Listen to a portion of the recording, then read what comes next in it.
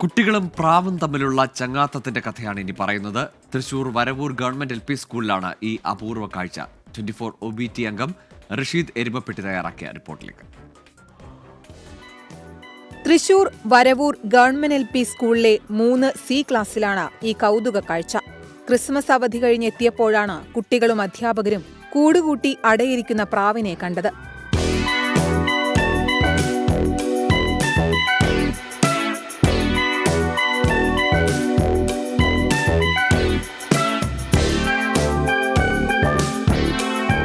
അവധിക്ക് ദിവസങ്ങൾക്ക് മുമ്പ് തന്നെ പ്രാവ് ക്ലാസ് മുറിയിൽ പറന്നെത്തുമായിരുന്നു.